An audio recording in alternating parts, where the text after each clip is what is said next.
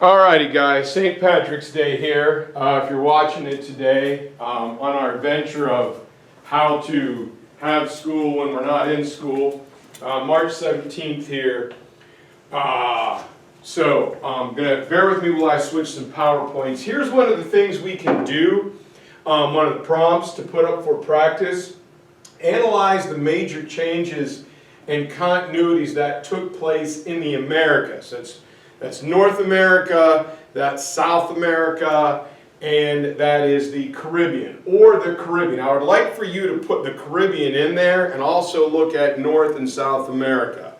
We're looking at the labor practices during the Triangle Trade. How did it start from, the conquistadors showing up, say, 1250 to 750 AD. I want that range, all right? Thinking about slavery, the conquistadors, indentured servitude, whatever, check that out. Now I've got to switch PowerPoints here. Analyze once again the major changes and continuities that took place in the Americas or the Caribbean in terms of labor practices. How did it start? What were the changes? And how did it end up? We're going to need a couple changes and at least one continuity, or two continuities and one change for our three-body paragraphs. A little bit of practice there for you. The other thing that we get to talk about today is office hours. How are we going to pull that off? So spread the word. My office hours are going to be from 11 a.m. to 1 p.m. A lot of you night owls like to email me. No, I'm not staying up till 11 p.m. to 1 a.m. to check your emails. 11 a.m. to 1 p.m. All right, once spring break is over with and we are start back in the flow, I will be watching those 2 hours at a minimum if you need me. And then I will always check in periodically. But you guys emailing me 9:30, 10, 11 o'clock at night, that's just not happening. If you want to worry about staying current, next chapter I may put out a reading guide here. Begin reading chapter 32 in the textbook if you're not overloaded with all types of other things going on. And for those of you out there in YouTube land who are watching this, who are not my students but need a little bit of help, you are welcome. If anybody out there is one of the haters or trolls, don't waste your time typing, I don't care, nor does anybody else. Go find another target and have fun somewhere. So we are talking about nationalism. I don't know if you guys can see it better with the lights on or off, so somebody email me and let me know how that works. We'll shut it off here real quick. And yesterday we talked about the concept of nationalism. We talked about the Concert of Europe at the Congress of Vienna and Clemens von Metternich. We talked about the effect of the Crimean War as England and France backed up the Ottoman Empire to defeat Russia. And the person who did the heavy work is going to be this guy, Otto von Bismarck, who is an interesting guy. Is he a Jedi or is he a Sith Lord? That is up to your interpretation. But what this is, the unification of Germany and what it means for Europe is going to turn the 360 independent German states, independent German kingdoms, into one empire and one country. And it is the single most important event in all of Europe between 1850 and 1930. This act, the unification of Germany, is going to direct events on the continent and throughout the world until the end of World War II. So this is big, combining the 360 German states with their industrial power into something pretty big. And it starts in 1862 when King William, Kaiser Wilhelm I of Prussia, and Prussia is a northern state, northern kingdom of Germany, about like 1 o'clock if you're looking at Germany as a rotating clock. Turns to a Prussian noble called Otto von Bismarck. And Bismarck is going to help unify Germany. He is an Junker of the Junker class, or Junker, as it looks up here. And Junker is a German noble. And as a Prussian noble, Bismarck believes in three things. Three traditional German things that he just holds on to. And it's his ideals that it is these things that made his country or his state strong. Number one is the monarchy. He likes his king. Number two, the nobility. He is a Prussian noble. Only thing, even, throw a little monocle on him and he'd be right out of central casting. Right? And so we like the monarchy, we like the nobility, and the thing that's always made Prussia different is he believes in the military. Monarchy, nobility, strong military is where it is at. However, Otto von Bismarck is going to be able to pull off what no one else had. No one had been able to unify the 360 German states into one powerful nation since Charlemagne in the year 800. So it's been 1,062 years since he has pulled this off. And again, it was not his goal. He doesn't really want to unify all the German states. He just wants to increase his power and the power of his king. And so Bismarck is this interesting character who sharpens and really hones his political skills while serving as the ambassador to France and Russia. While there, he was able to gauge their reaction to world events. How did they feel about this decision? What did they say about this? What did they do about that? He studies their government. He learns their languages. And the thing that is going to set Bismarck apart, he has an incredibly strong will. Like, his willpower was unbelievable. You know any of those people who, like, if they just will it to happen, they can almost, like, my wife is that way. When she wants to get something done, it happens. His force of will was incredibly strong. And the other thing he is able to do is he has this unbelievable ability to manipulate others, to be the marionette, making the puppet move.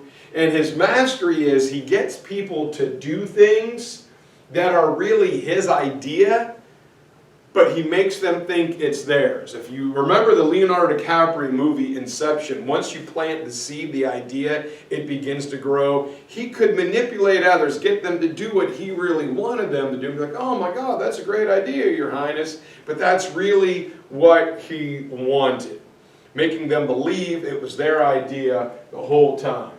And the other thing that Bismarck is a master of is realpolitik. And this is what kind of separates him from his contemporaries, whether this places him high in the Jedi Tower or, with the, Darth Vader and, Darth Maul and all the other guys, is the concept of realpolitik. In realpolitik is realistic goals and policies, not based on wants, but what the state needs. We are in this election cycle, all right, with Vice President Joe Biden and Bernie Sanders vying to be the Democratic candidate for president. And when everybody's up on the stage, whether it's vying for the candidate or fighting for president or governor or whatever, people will make all these outlandish schemes, right? We're going to fix infrastructure, roads and bridges in cities and towns, and we're going to balance the budget, and we're going to create jobs, and we're going to get everybody health care, and we're going to go to Mars, and we're going to have, green energy. We're going to do all these great and wonderful things. And accomplishing any one of them would be a monumental task. There's no way any politician in just a couple years can get all of that done. What separates Bismarck is, okay, all that sounds great, but this is what we are going to do. We are going to start with problem number one. So problem number one is fixing the nation's infrastructure, crumbling roads and cities and bridges and towns. This is what we're going to do. This is how we are going to do it. This is how much it's going to cost. This is how much time it's going to take. Once we get that done, we are going to move on to problem 2. I'm not going to promise you we can do everything. We're going to do one thing at a time. All right?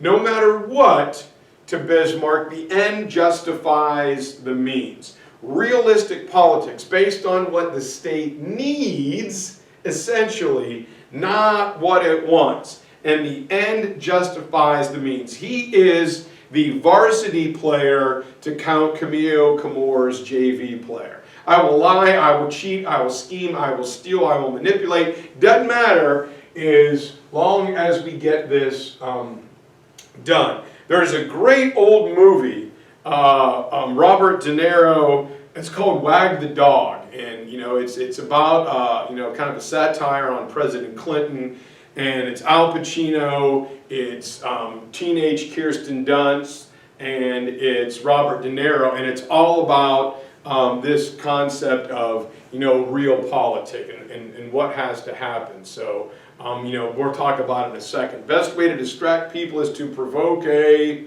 war. All right. So again, Bismarck was not trying to gain total unification of Germany. All right. That may happen, but it's not his ultimate goal. He wanted to gain more power for his king, Kaiser Wilhelm I, and this, in turn, gives him more power. So Kaiser Wilhelm pretty much gives Bismarck a free rein.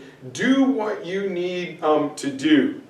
Because Bismarck has the ability to make the harsh decisions, the tough decisions, the horrible decisions. I always think of Alan Turing, the guy who broke the German Enigma code in World War II, the decisions he had to make, who lives and who dies, or President Truman, do you drop the atomic bomb or not? These are incredibly difficult life or death decisions for many people, and Bismarck was the guy who could make them when they were necessary. The thing in his way is the Prussian Parliament. The Prussian Parliament is kind of resisting Bismarck's ideals at wanting to strengthen the army. In order to get the bigger and stronger army, you need more money.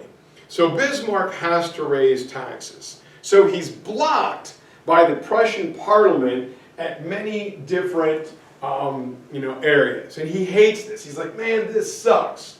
So he goes back through the books. All right, think of like Owen over here, or Luke, one of those guys being in charge. And they go back and he finds these old, outdated laws that predated the Prussian Parliament, giving the king and his prime minister the ability to do things. He collects his old taxes that had not been paid. And since it was before these parliament actions, right, legally, he could do this. So now he has his money, right? He finds provisions in the Prussian Constitution that allows him to do this, and he does. Now, he can now spend this money without have to go through Parliament, and that is big. All right, now he has free rein to do whatever he wants. But it causes some tension. In the 1863 election, Bismarck's party actually loses seats. However, he was already well on his way to building this massive new army. So with these losses in Parliament, here comes the wag the dog part. The best way to do this is to redirect the country's attention. If they're looking at me and raising my taxes, I'm going to distract them over here. So he does this by the easiest thing to do is starting a war. Make the people focus, squirrel, on a different problem. Right? The best thing, though, like Count Camillo Camorra yesterday, is you gotta make it look like it's somebody else's fault. And here's where it's going to get a little confusing. To the north of Prussia is the country of Denmark. Right? And in 1864, trying to distract people's attention, Bismarck seeks to liberate the two German-speaking states of Denmark, where the language was primarily German. Bismarck forms an alliance with his southern ally, the powerful Austrian Habsburg Empire, right, the oldest and most prestigious monarchy in Europe. He says, okay, I need your help, guys. We're Prussia. To solidify our chances of winning, let's do this. And they win. Austria and Germany win, and they take two German states. The one in the north is Schleswig. The one in the south is Holstein. Right? So think of like North and South Dakota, or North and South Carolina. Here we are in North Carolina, and we're going to talk about Virginia and Maryland. Well, Bismarck gives Holstein, the southern state, to Austria, and Bismarck, takes Schleswig for himself. So you've got Prussia, you've got Austria in the middle, where Virginia would be, and then you've got more Prussia up on top of Maryland. Prussia is divided by Austria, if that makes sense. I think I got it in a slide here, all right? Here's Schleswig, and here is Holstein. This is Prussia. Prussia is going to take Schleswig, and Austria is going to take Holstein. So they're divided. It doesn't make a whole lot of sense. Why put a different country's territory right in between yours? But that is the beauty of Bismarck. He sees the long game. He knows what is up. And so, now that he has done that, he's going to wait a few years, and Bismarck is going to turn this war with Denmark into an excuse to defeat Austria. Right? Austria was an ally. Austria just helped him defeat Denmark. But Bismarck was now ready to form a more powerful alliance with France. And France is still seen as this powerful entity coming off of Napoleon. So in 1866, Bismarck is going to declare war on the Austrian Habsburg Empire. This was the war started by Count Camillo Cavour. When Austria attacks Sardinia and the Piedmont, and France jumps in, Bismarck is quick to form an alliance with France. So this is when Austria-Hungary gets defeated on three sides. Now the problem is, this war only lasts 6 or 7 weeks, just like the one in Denmark. This is what's called a summer war, when it's fought between the spring planting and the fall harvesting. And when it was done, Bismarck is able to annex some territory from Austria, right? They speak German, and these guys are like, hey, we want to join your kingdom. And Bismarck says, well, you can, but you got to acknowledge my king, Kaiser Wilhelm, as yours, and me as your prime minister. But always the master, savvy politician, great chess player, Bismarck, is he leaves Austria some of its territory. He didn't want to take it all. He didn't want to provoke them. He wanted them, this old ancient monarchy, to be able to save some of their honor, to save some of their face. And he also wants to avoid another war with Austria in case they come to get their empire back. So, the result of the outcome of the wars with Denmark and Austria-Hungary is Bismarck is going to add territory to Prussia. He is going to make it bigger. People are going to want to join him, and the increasing power of Kaiser Wilhelm. Now for his masterstroke. Okay, this is just hysterical. All right, so the blood in the iron speech and the M's dispatch are kind of hysterical. This is going to be the Franco-Prussian War, the precursor to problems in World War I and World War II. France was not really overjoyed with the way the war against Austria went. Their alliance with Prussia is kind of terrifying. The brand new spanking heavily armed army by Bismarck just crushed Austria with ease. Austria was seen as this ancient power. No one had the money and the resources. Man, Austria is tough, plus geographically their country is mountainous. And Bismarck just chews them up. And this worries French Emperor Napoleon III. Dude, we didn't even get started. Like, yeah, it was France, Sardinia, Piedmont, and Prussia, but Prussia did the heavy work crushing Austria.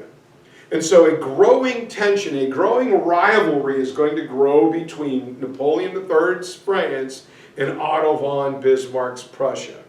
And in 1870, this is going to result in a big, giant war.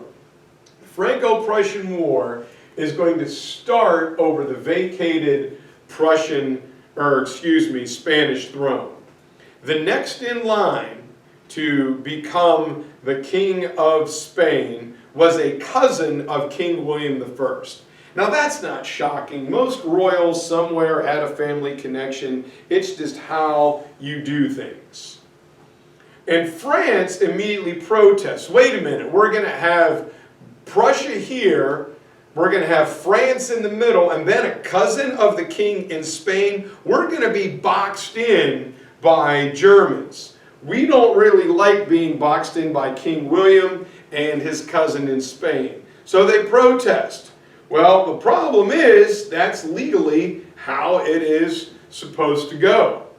So Otto von Bismarck gives this key speech in Prussia, the blood and the iron speech. The strength of Germany is in our blood and in the honor and will of our people. You know, Lederhosen, Schnitzels, Struder, Bratwursten, Oktoberfest and Glockenspielen. He just lets, Autobahnen, Volkswagen, he says all the good German stuff. I like a good German, brew. Our Oktoberfest is on my bucket list.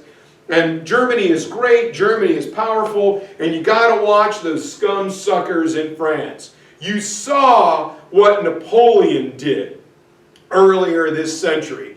This guy is the same daggone thing. The French are right behind the border, peering over, coming out of the woods in their ghillie suits to attack us. That's exactly what they want us to do. And he speaks of German nationalism and German superiority. Look what we just did to Austria. And this is it.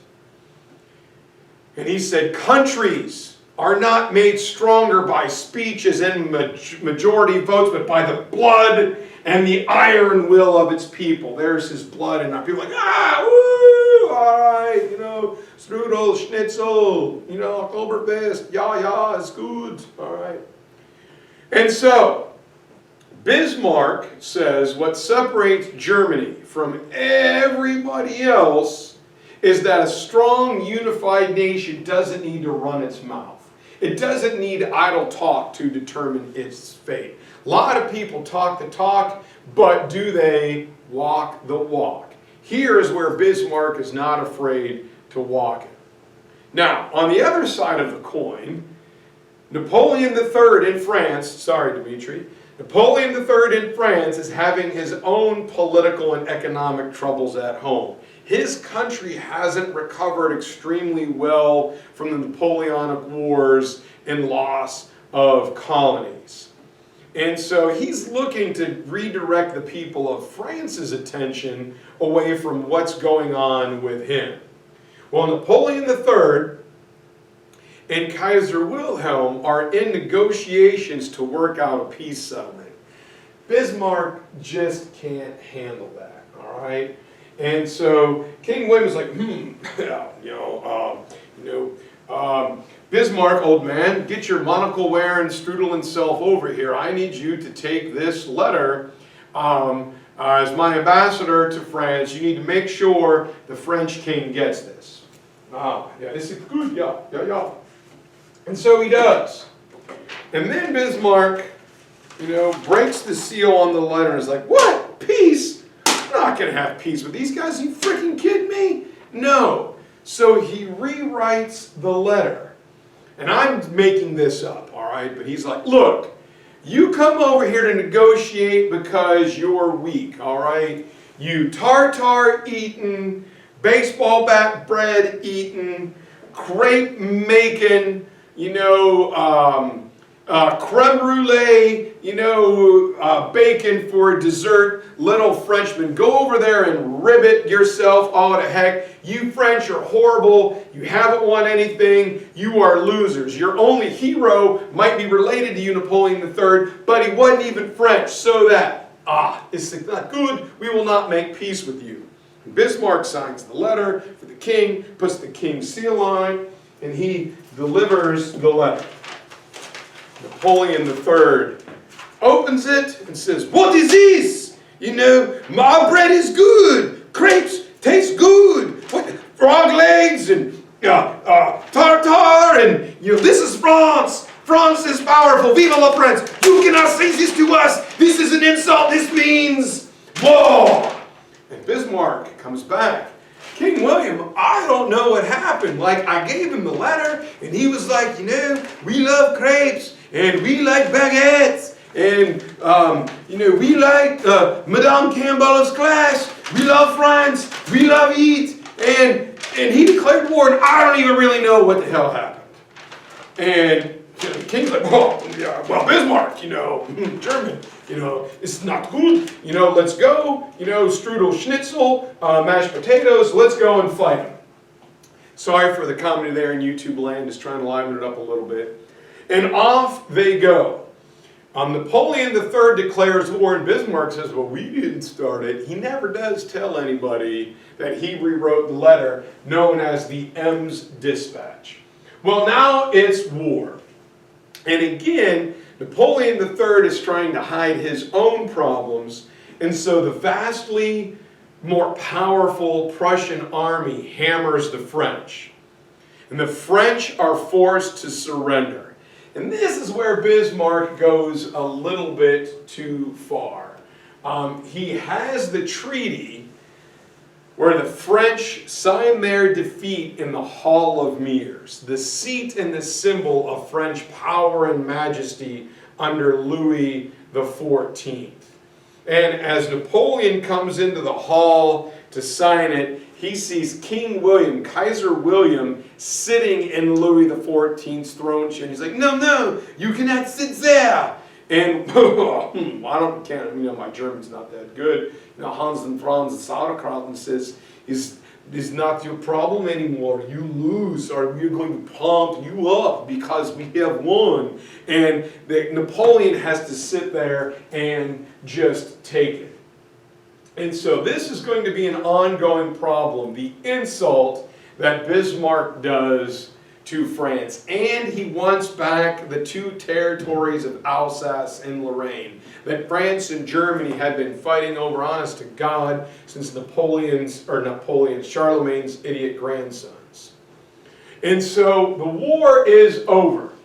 And Wilhelm is going to be the beneficiary of gaining a lot new territory. More German states want to join Bismarck and Kaiser Wilhelm's country. King William takes the term Kaiser, meaning Caesar, hearkening back to the old Roman Empire. And German nationalists begin to call this the Second Reich, after King Otto's Holy Roman Empire way back in the year 900. All right, so this is the greatness of a unified Germany. And so overnight, Bismarck has dealt two devastating blows to two heavyweight European powers. First, Austria-Hungary, and then France. Before Bismarck, Germany and Prussia were probably not in the top 10 of powers in Europe. Now Germany vaults into a leading role. They're number 2, just behind England, because Great Britain, had industrialized first. They are a superpower. Great Britain stays in front because of industrialization. But Germany is now a power that has to be reckoned with. So there's Napoleon III. Oh, Kaiser Wilhelm, I do not like you. All right.